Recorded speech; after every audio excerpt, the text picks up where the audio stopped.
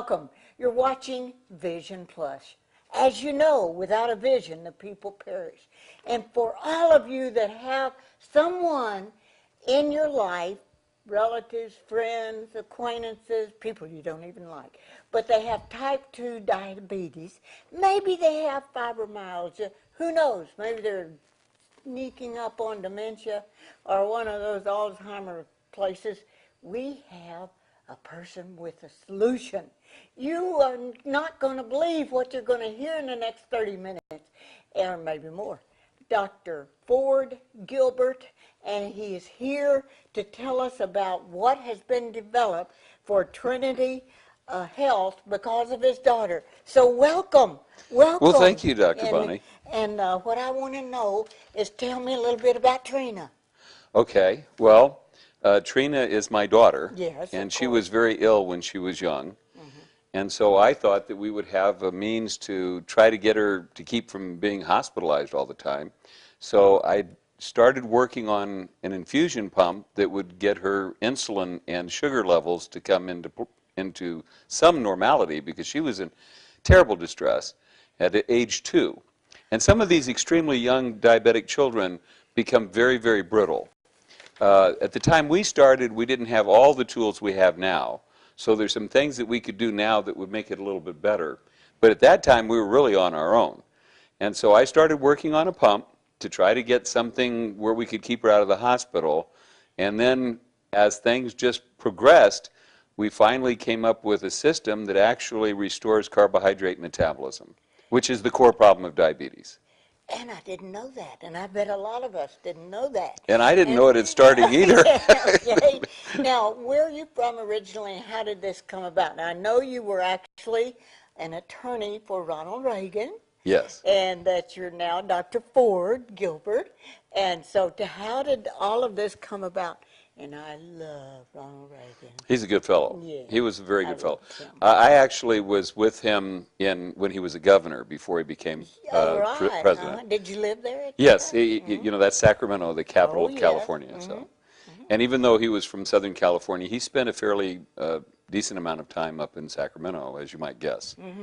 One of my favorite people is my nephew who lived with us.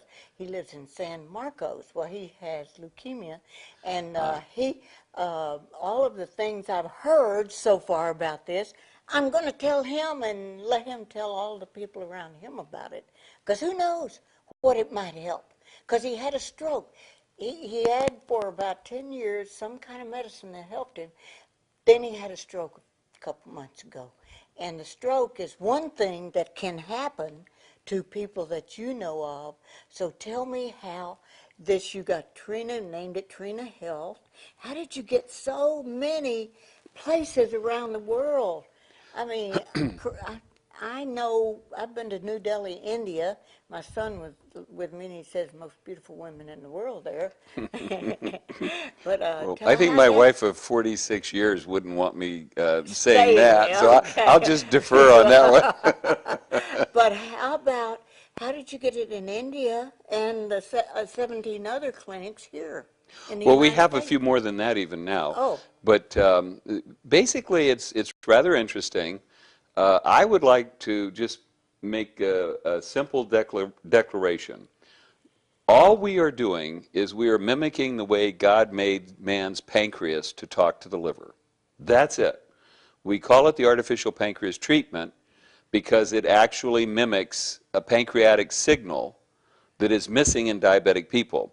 And it turns out that when we replicate that signal and we get the pancreas-like stimulation of the liver, then our patients can burn carbohydrates. You know, if you have diabetes, they tell you please stay away from carbs, which you should, because your blood glucose will go errantly high. Pretzels. Yeah, and pretzels and ice cream, you know, the nightly ice cream. My daughter eats ice cream every night before she goes to bed. And the reason is... Now, this is 20 years later, though. 24 years later, yeah. And now she has her own 4 kids, I understand. She has 4 children, and she has 5 children. And boy, I'm sorry I made that mistake, because that will cost me. But she has 5 beautiful children, and she's very healthy. She has better kidney function than any person we've ever measured. Now, this is astounding when you consider that patients with type 2 diabetes typically lose some of their kidney function because diabetes is such an insult on the whole body, particularly on the kidneys. And GFRs go down. And so for her to have the most perfect kidneys that we've ever been able to measure, she has so little protein in her urine that they can't trace it. And she has so little microalbuminuria, which is the tiniest type of protein that is on the lowest scale that you can get. And this is for a lady who's been a diabetic for 32 years. So this is just some indication of how when you follow the way God made man, good things happen. And so I really don't take much credit for this whole thing because by accident, I admit the whole thing was pretty accidental, but by accident we stumbled upon this signal that is missing in diabetes. Guided by the Holy Spirit and the Lord. Well, if he was looking for a dumb idiot who'd follow him, he got him. I mean, I give all the credit where it is due. But before anybody knew this signal existed, and now, of course, every scientist in the land, this is kind of funny. When I give a presentation of the technology, I never get any pushback from physicians. I never get any pushback from physicians. And the reason for that is that what we're doing is we go from the beginning of why diabetes is not just a disease of glucose, but rather a disease of metabolism. And then we show what goes wrong and why a diabetic person has roughly 30% of the normal energy within their cells because they can't burn carbs. Because you're supposed to be able to burn carbs. Yeah. And so when they can't burn carbs, they have less energy. And they also have this horrible thing called metabolic inflammation. And this is what causes the secondary complications, the eyes, the kidneys, the cardiovascular disease, the mental fog, or even the Alzheimer's and vascular dementia. All of these are parts of a whole calliope of problems that come from the fact that when you cannot burn carbohydrates, you have to burn lipids. And when you burn lipids, you have excessive free fatty acids. And when the body sees excessive free fatty acids, all the cells that hold your blood in, the endothelial cells, say, wait, something's wrong. And then they become inflamed. Now, it's not the kind of inflammation that you can measure with a temperature gauge. It's the kind of background inflammation that causes your body not to know what is really sick and what is really well. So your body becomes very taxed, and it allows you to have 3 times the cancer rates, and it has all of these other things that happen when your body is not doing a good job. But I have figured it out from sort of a quasi-biblical standpoint, because I knew you were going to ask me, okay? So, that's right. From a biblical standpoint, when God made man, he knew that man would go from a beautiful garden into a desert. Now, I'm not talking about the original sin. I'm talking about where we wander. And so he made it so that when we ate carbohydrates, which is our primary fuel, we are supposed to have as our primary fuel 45 to 65% of our energy from carbohydrates, somewhere around 10 to 35 from lipids, and somewhere around 20 to 25 in protein. So that's what you're supposed to have. And the way he made us was, when we were in the garden, we're supposed to store this carbohydrate in something called fat. And fat is 9 times as condensed as carbohydrates. So when you eat carbohydrates, the carbohydrates you don't need then, you store as fat. You only make fat from carbs. You don't make fat from fat. You don't make fat from protein. You just make them from carbohydrates. And so what he wanted us to do is to be able to go out in the desert and live for a little while without expiring out in the desert so we can wander back into the garden. Because we were supposed to be a fairly, mobile design. We're 2 legs, not 1, that sort of thing. So as man walked out into the desert, his body transformed from burning carbohydrates, because there are no more carbohydrates in the desert, to burning fat like a camel.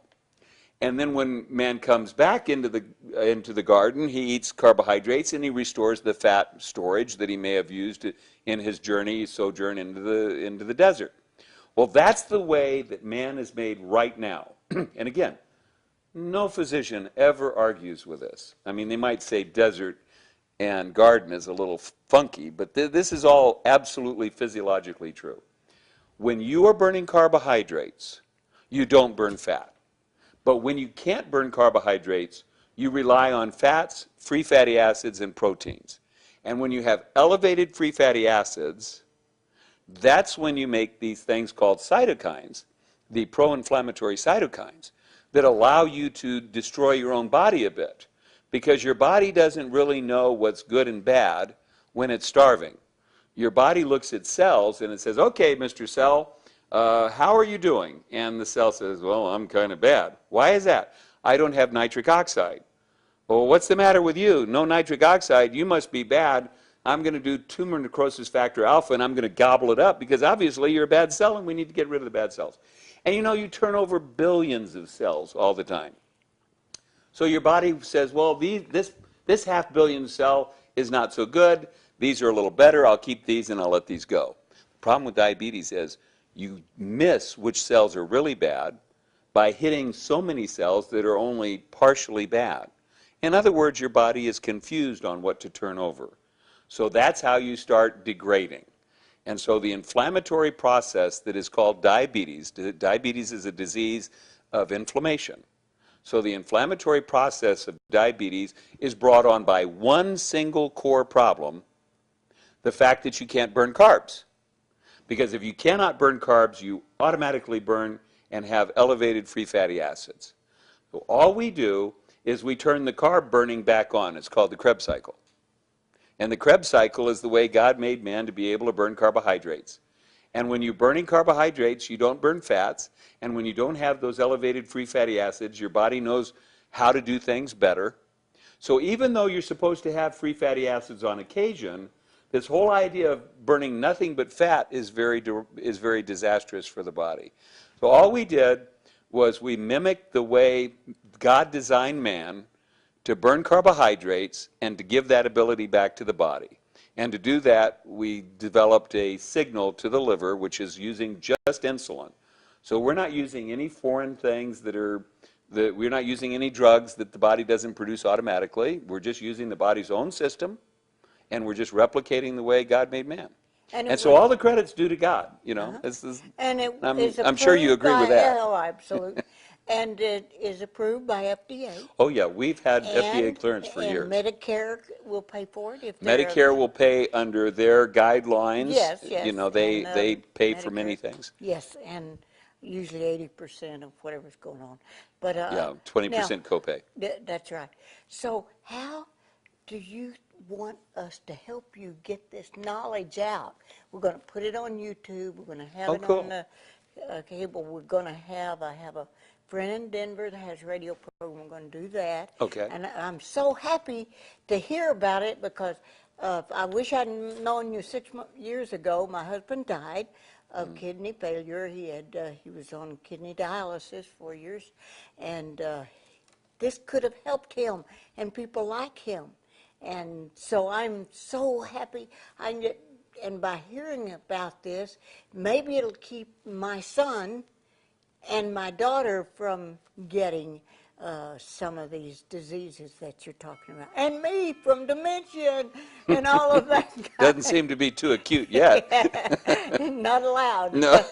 No, basically, you hit upon one of the horrors of diabetes, which of course is the kidney disease or nephropathy. And if you have diabetic kidney disease, you have a relatively short period of time you're expected to go on. And the problem with diabetes and dialysis is that when you dialyze a patient, you only get about 18 to 22% of the toxins out of their blood. So they go around and they feel pretty badly. And by the time the disease progresses, most diabetic patients with nephropathy get to where they don't want to live. You know, That's right. And this is just it's like if you had the flu all the time. Why would you want to live when you had, 2 years of horrible flu? I got the flu. It gave me the flu. Yeah. Now you had there's something about the brain. It could help the brain. Tell me a little bit about that brain. Well, funny thing about the brain is that brain and nerves only burn glucose. Okay. So if you are diabetic and you are impaired in your ability to process carbohydrates and glucose, then clearly you're impairing your brain. And we have known from many studies that if you take an image of a diabetic brain and you take an image of a normal brain, you'll see that the diabetic brain has less energy. And especially in the hippocampal region, which is where you'd expect it to be if it were starving.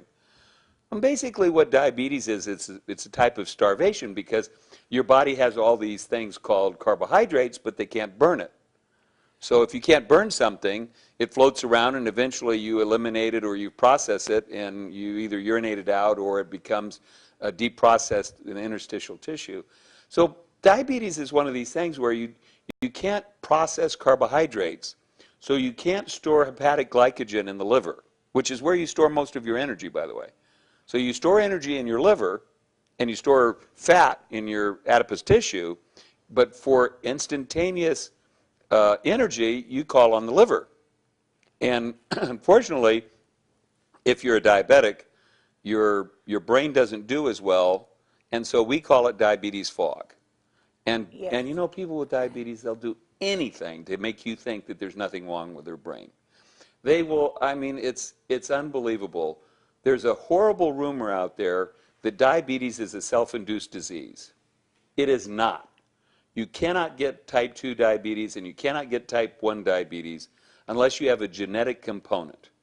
No matter how much you eat, if you don't have the genes that allow you to have insulin resistance, you cannot become diabetic. Now, you can be fat. I mean, anybody can be fat if they eat more calories than they need. But there are a couple of things about diet and things like that that I think somebody out there would probably like to know. And that's this. If you are, say, using 3,000 calories to maintain your body, and you go on a crash diet, after you go on the crash diet, your body thinks that you went from the garden into the desert, and whenever your body goes into a desert starvation mode, it slows down. So that for a crash diet patient, when they come off the crash diet, instead of using 3,000 calories, they will only need 2,400 calories to maintain their weight. So you see these poor women, mostly women because they try to be very skinny, and they keep dieting themselves and they keep slowing their metabolism down. So that if you measure their resting metabolism, instead of needing 1,800 calories, now they go down to 1,200 calories, now they're down to 1,100 calories, and then you just add to that however many calories from exercise, but you don't use a lot of exercise. Exercise doesn't burn a lot of calories. Keeps your metabolism a bit up, but it really doesn't do what we do. We launch this metabolism because what we do is we take the body and say, hey, we're no longer in the desert, we're in the garden, and so the carbohydrate and other metabolism comes way up. So to give you an idea, we'll take a diabetic person who has a caloric need at rest until you add whatever hard exercise they do of about 1,800 calories. And we'll turn that same patient into a patient who needs at rest, just sitting around, 2,400 or 2,800 calories. Now this patient can lose weight. And it doesn't mean it's not just diabetic people. So the whole idea of the way God made the universe, he's not going to lose energy and he's not going to lose mass. He's not going to make energy and mass. He's always going to convert them. And so the point is this. If you only need, because your energy output is 1,800 calories, the first time you have a Big Mac plus one French fry, you're over the number. And that one French fry will go straight into adipose tissue. Because what you don't need, you will store. And then you'll store it for the time you go out in the desert. Well, this whole thing is not so complicated. When people come into the clinics, whether they're diabetic or not, and whether they have brain dysfunction or not, we will bring their metabolism up. Now, the brain only burns carbohydrates, so it's extremely important to the brain that your basic running metabolism be relatively good and that you're burning carbohydrates. See, that's why if a person has vascular dementia, they're always looking for candy. Did you notice that? Yes. Yeah, okay. Well, that's because their brain is saying, "Hey, I'm starving, I'm starving." The brain is starving not because it doesn't have the ability to assimilate and burn carbohydrates. It's starving because the mitochondria can't do it anymore. So their ability to convert carbohydrates go down. As we get older, our ability to process carbohydrates gets less and less because our mitochondria gets less and less. So, I mean, it's a very complicated subject, I agree. But the bottom line is that if you starve yourself on a starvation diet, you will pay the price because your metabolism will go down. And there are women out there who can look at food and gain weight. And that's because their caloric need is so very little. In Taiwan, I actually found a woman who was, of course, besieged with diabetes. And she was told, like everybody else, oh, glucose is your enemy. Well, that's not the real way of looking at it. Bad metabolism is your enemy. But she had fixed on food being her enemy, and she had starved herself successfully to the point where she only needed 400 calories to maintain her body. And I said to her, and you know, Taiwanese people have their nicknames that isn't their given name, and hers happened to be Amy. And I said, Amy, you know, I'm looking at her metabolism, and we're just starting this clinic over there in Taiwan.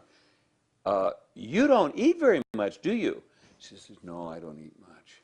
And I said, well, what do you normally eat? And she said, green tea. And I said, green tea? Are you kidding me? I mean, this is a person who has taken starvation to the extreme under this ill-begotten idea that the body doesn't need carbohydrates. The body needs carbohydrates, but it also needs the ability to process the carbohydrates.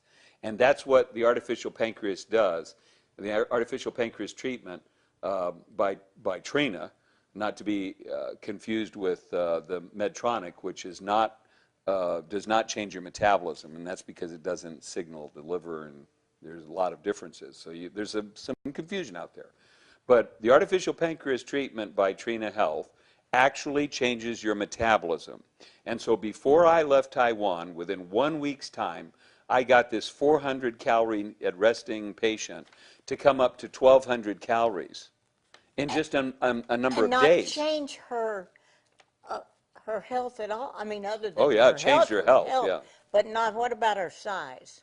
Oh, no, no. If she wanted to lose weight, the way to lose weight is to get your caloric need to go up. Okay. There's a rule of thumb. If you take whatever your caloric need is for that moment in time, and you take 200 calories off of it, then you will lose 1 pound a month. So one of the benefits of knowing what your caloric need is, and one of the businesses is having your metabolism measured instead of just measuring your blood sugar, you ought to be measuring your metabolism, because that's the problem with diabetes. It's not a blood sugar problem. That's just a symptom. The symptom that you get from blood sugar is that you've had this blood sugar floating around because you're not using it. The answer is to turn it so that your body is using carbohydrates again.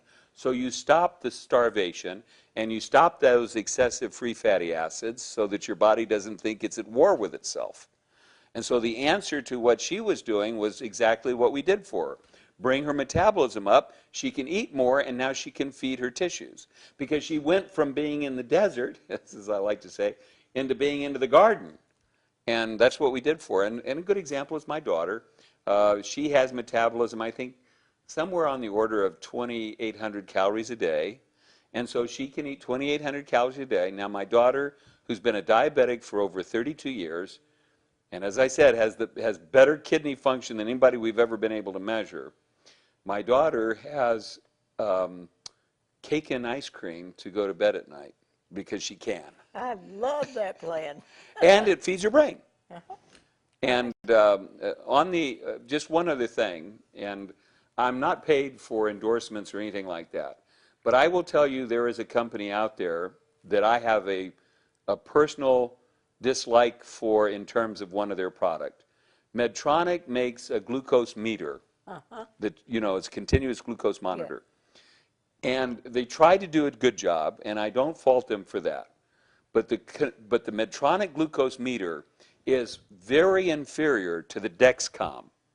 So if you have people out there in whatever this land is, and they want to have a good glucose meter, I don't own any stock in Dexcom. I don't even have their telephone number. But I do happen to know that their meter is wildly superior to the one that everybody's out there trying to sell. So anybody who hears this message should know that at least one person who's made diabetes their life for 30 years says that Dexcom is a good meter and Medtronic is a poopy meter. I'm sorry, I don't know how to say it otherwise. You know, that's the Well, and reality. oh, how I'd love to go into fibromyalgia and also for Dementia. cancer. Yeah, well, dementia too, but also cancer is horrendous in this area of Alabama. I don't know what's going on in the South with so much cancer. I'd like to hear more about that, so maybe another time you could tell us more. And also the fibromyalgia, what causes that, and I understand this could help. And We also, do, without a doubt. yeah, okay, and we've got more than 18 clinics that I Yeah, had we've heard got 26 about. now. 26 now. And you need $870,000 for it. Oh, I don't need money. I don't mean you, but I mean it takes that much investment for something. Well, if you want to start a clinic on its own, we say you're going to spend somewhere on that. If you actually put the clinic within a doctor's office, you can save a lot of that money. But I leave that to the business folk. You have to understand something. I started this whole thing as a nonprofit. This was not done with any kind of profit motive. And we have maintained that psyche throughout these years. Most of the money that we have used to get to this point has been by people who really just love the idea of helping, and most of them, as you might guess, are of our faith, and that's just made them feel like they want to do this.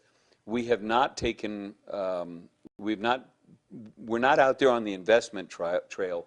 We're on the trail of saying, okay, here's what we can do for you. Go find somebody to do it with, and we'll help you. So what is your objective now? Do you have like this master planner and say we Absolutely. need it? And what I are they have a looking- plan that probably wasn't mine. Okay, the Lord gave it to you. I don't want to say that I'm some oracle that I got a pipeline straight from Jesus or anything. That sounds But a little. that's true. It's very possible, but I don't want to be a Pharisee down front, you know. Yeah. But the bottom line is that I have a vision that's on my heart now. Whether it's my personal desire because I see what this can do for people, or if this is something that's been given to me, please don't ask me because I'm just not up to that question. But the answer is that my desire, and it's a very reasonable desire, is to help about 80 to 100 million people in the United States. Maybe some in other countries. Oh, that's just for there. Yeah. Yes. And then as an evangelical process, to try to do it in other countries. But in other countries, you always have to have foreign partners, and so we look for people who seem to have like minds. You can never tell anymore. That's for sure. That's for sure. Maybe you can tell. I can't. Dr. Ford Gilbert, and the company is Trina Health, and perhaps you would like to know more. Can you please allow us to put a phone number that Sure. runs across the bottom of the screen? Well, if Someone? we have a website. We have two websites actually. TrinaHealth.com and diabetes.net. And by the way, I registered diabetes.net. I didn't buy it. That's how long I've been in diabetes, and this is since the 80s. And TrinaHealth.com has all these places where you can call. Trina. Trina. Trina. Yeah, I mean Trina. Yeah. Yes, I wrote it down. Thank you, Dr. Ford Gilbert, for being here today. And you may want to know more, and please look it up on the website. I'm Bonnie Libhart, and bless your heart for watching.